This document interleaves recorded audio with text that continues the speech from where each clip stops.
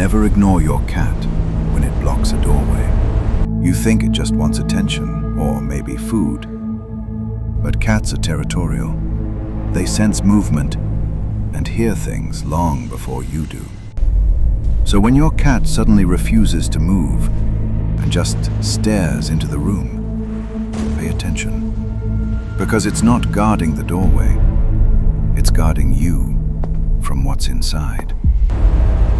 So the next time your cat blocks your path,